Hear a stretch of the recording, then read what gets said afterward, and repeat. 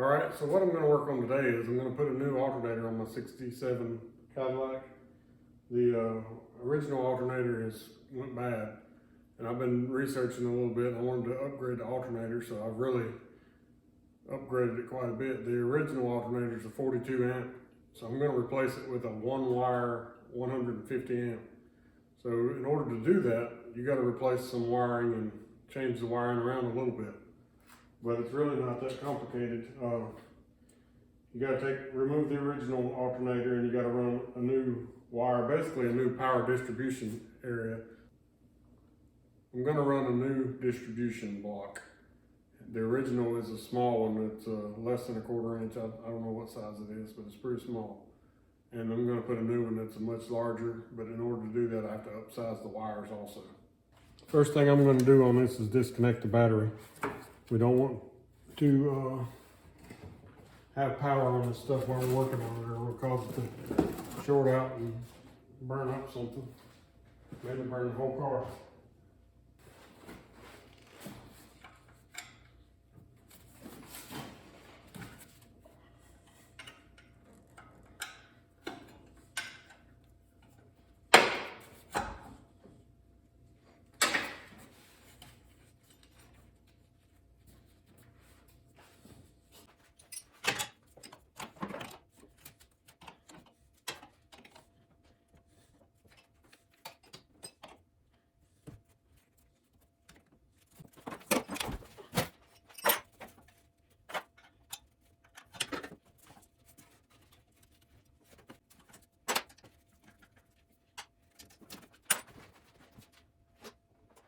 So on this car, somebody has wired up a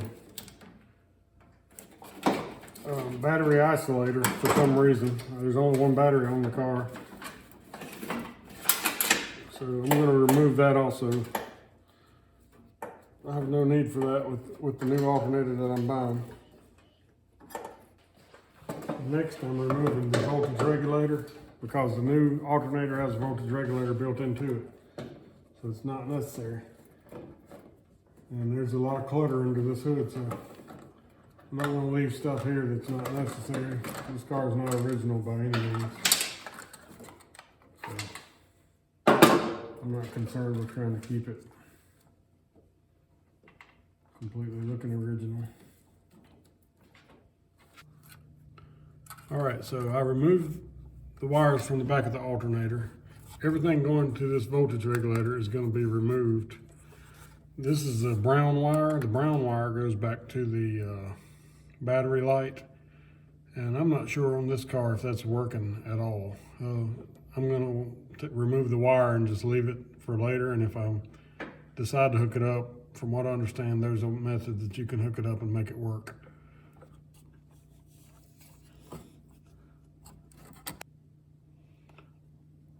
You got these black wires that are grounded. I'm just going to ground it back to the body, the one that's going to the wiring harness. So I'm going to remove the plug from the voltage regulator and just tape this up.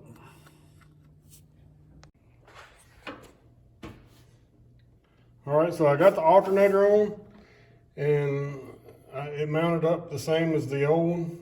This is a 12 SI style alternator, so it has a different type of fan on it. It's made by PowerMaster. It's a PowerMaster 47294, and I bought it from Amazon. I bought it from Amazon because it had the Prime, so you could return it easily with no headaches, free returns in case it was the wrong thing. But it was the right thing. It fit up just perfectly. I put it's got only one wire hooked to this alternator, and it's a number 4 gauge. And if you go to PowerMaster's website, it'll tell you what size you need. And so you got one wire from the alternator, goes to the positive battery terminal. I'm going to be changing it to a positive lug terminal block, but I don't have it yet, so I went ahead and put it to the alternator for now. All the original wiring is still in place. I also grounded the alternator from the back of this mounting screw. I used a shorter screw than what came with it, so it goes about halfway in here. This is a threaded hole. And I grounded it to there, and I grounded it to the air conditioning bracket to the engine, so the alternators are gonna have a good ground. So I also had to get a longer belt. This alternator, I couldn't get the belt on it, so it must be a slightly larger diameter pulley, but I got a belt that was, the belt that I used was 39 5/8 long by 3/8. It's this Master Pro from O'Reilly's, 7390. So now I'm ready to put the battery back in and start it up and see how it works. Okay, so I've come back to the point where I'm going to work on my the wiring of the alternator. I've got it working right now, but it's not really good. So I've got my one wire that comes off the alternator, and it comes to the battery post. That's the way it is right now. But I'm not going to leave this like this, obviously, because it's too much junk on the battery post. And then I've got the battery, the large positive wire, which is black on these old cars, going to the starter. Then I've got this wire going to this fuse block that they put in. They've done some work on this car at some point in the past. They put a fuse block here, which I don't really like either because it's just exposed right here on the top of the fender, all positive. So it'd be very easy to spark something. So I'm gonna change that. And they had this wire, which goes into the wiring harness, and it has a fuse in line. And it's got some kind of cover over it, but it looks like a factory wire to me. So then the other three wires that go into the bottom, they come out of the bottom wiring harness. They were connected into a bolt.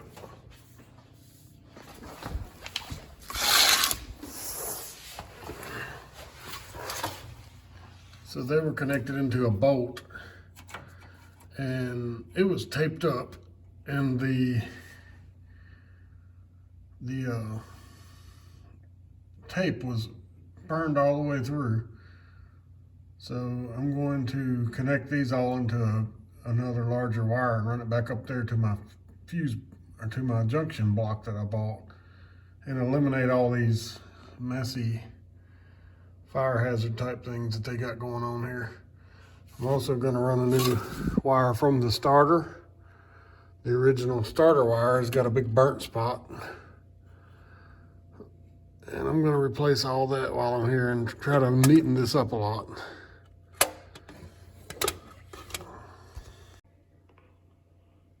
So this is what I found right up next to the starter.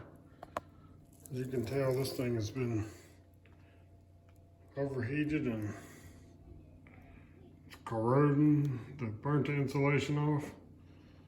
So that being said, it's getting a new wire to the starter.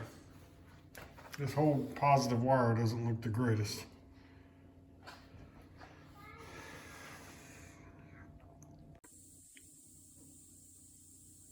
All right, so I mounted my terminal post in here now. I had to cut some holes in the inner fender well in order to mount it. I've got it mounted, and now I've got to go to the parts store and get some battery terminals, some battery wires that will finish up what I'm doing. So I've got the one wire from the alternator. I'm going to have a wire coming from the terminal post to the battery. I'm going to have a wire coming from the terminal post to the starter. I'm going to connect these small wires also to this terminal post.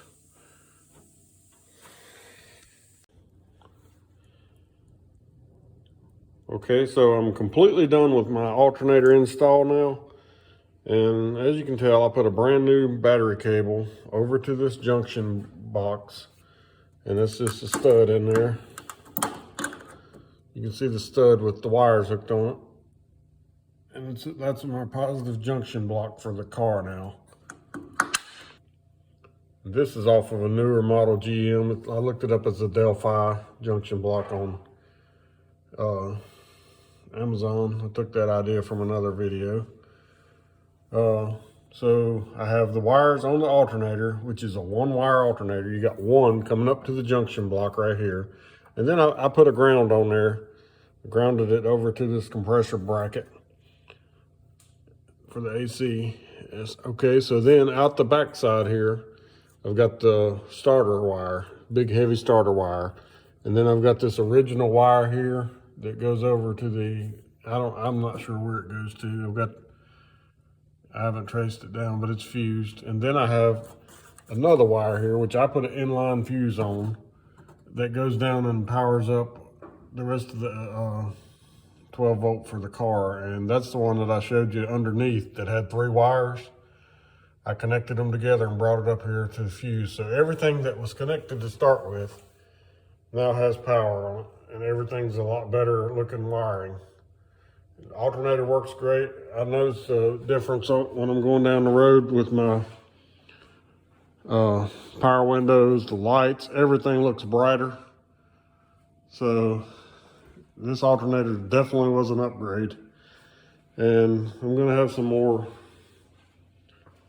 videos in the future. I'm gonna have a video. I'm still working on the power windows. I had to replace motors on the 2 back ones. I've replaced one and I've got another on the way. If you have any questions on the alternator install video, feel free to ask in the comments. Please like and subscribe for more videos in the future. Thank you very much.